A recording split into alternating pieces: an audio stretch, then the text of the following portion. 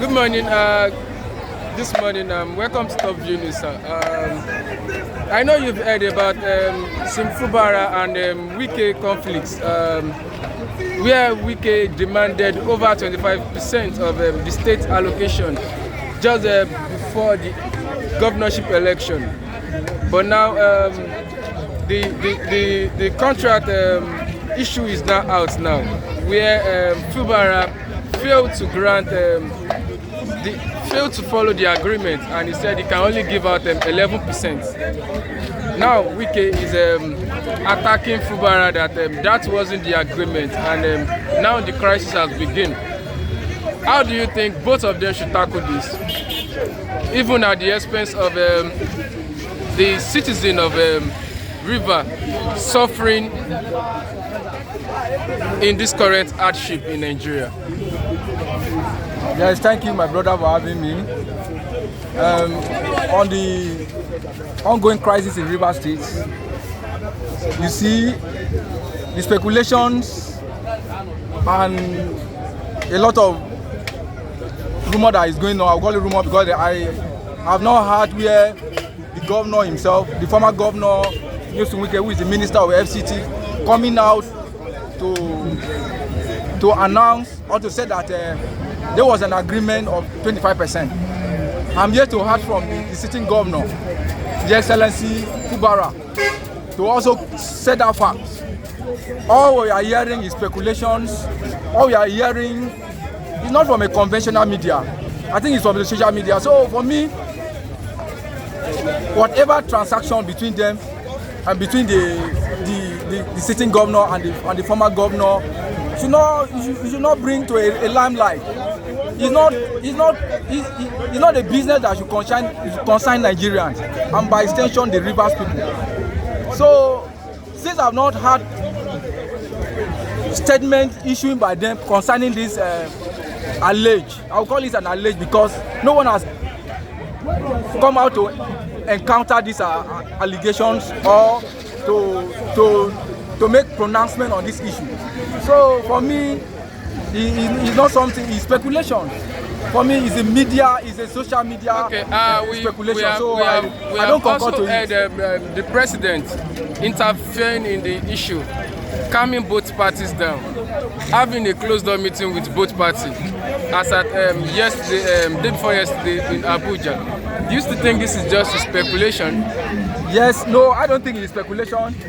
What I've seen, the president is the right direction. Remember, he's a commander-in-chief. The all constituency in Nigeria belongs. His constituency is all constituency of Nigeria. I mean, he's the #1 citizen of Nigeria. So whenever there is fraction, he's in position to call both of them and amend issues. And whatever there is issues, in order to prevent anarchy and all that. So president is in order for calling both of them, address the issue before the issue will get out of hand. So I don't succumb to that speculation that because of the monetary fact, I don't succumb to that speculation that because of the sharing formulas.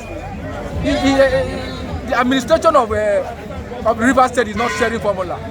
It's about the dividend of democracy. It's about bringing the employment to the people. It's about delivering on the mandate that you have promised the people. It's by the social contract. So for me, whatever the arguments that are on the pages of the social media, I don't want to react on that because it's speculation. Okay, you said the president can interfere in state issue. Yes. But up to now, he's yet to interfere in the Ondo crisis from the governor and his deputy. He's there to call both to action to resolve their issue. Why is he now quick with a swift response to the issue concerning River State governor and the minister of Abuja, Wike? Yeah, if you compare the both issues, you agree with me that they are different. They have different dimensions.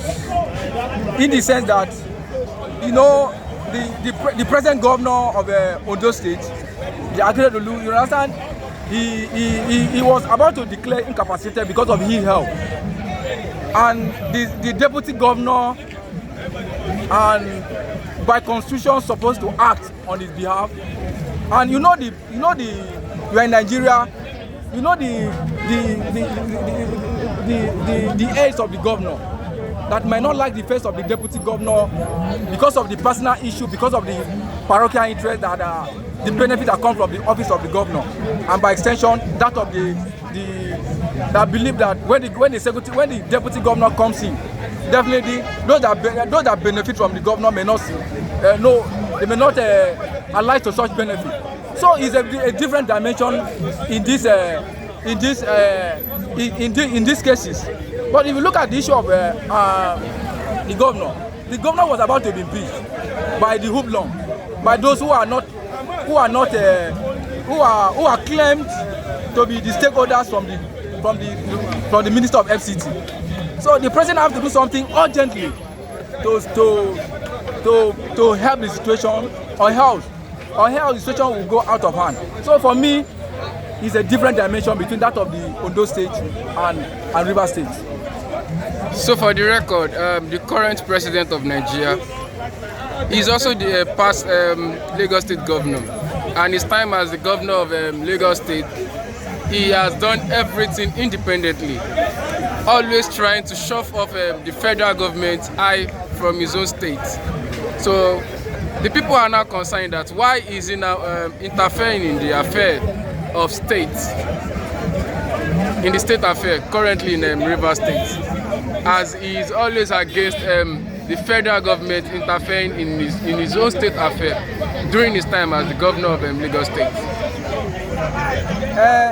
In every government, there's what we call leadership style. His leadership style is different from that of Obasanjo. The Obasanjo leadership style is different from that of Tinubu leadership style. He believed that under Obasanjo leadership style, Obasanjo was seen to be authoritarian, while himself is claimed to be a Democrat. Remember, Tinubu is a pro-Nadeko, he's an activist, according to what he stood for. But coming to the center, remember the party that have issue within the state are also the member of the APC. That in question of the former governor, who is now the FCT minister, dying with the Tinubu and also dying in the state as a governor. I mean with the governor, his godson, which is claimed. So in this direction, as a president, you will not fold your hand. You allow the two elements to fight. Because when the two elements are fighting, you know the consequences, you know the implications. The grass is going to suffer. The rivers people is going to suffer. You see, the common man in the street, in the rivers, are going to bear the brunt of this crisis. So he has the right to intervene, and being the fact that the member of his cabinet, who is the Wike, is also the former governor of the state. These are the two elements that are fighting. So for them to prevent the further clashes, it's important, it's an imperative that they should intervene. On the record of whether during his government did he allow such, for me it's a matter of his prerogative. When he was a governor of Lagos State, he seen the federal government as an antagonist. He seen the federal government as a dictatorship. Did not have to do anything with the federal government. Even there was a time, you remember what happened during the issue of local government allocation, that the federal government would help the allocation of Lagos State. It was after that administration that the late president, blessed to his memory, that came and released the Lagos State Fund for how many? I think for the past 8 years or thereabout.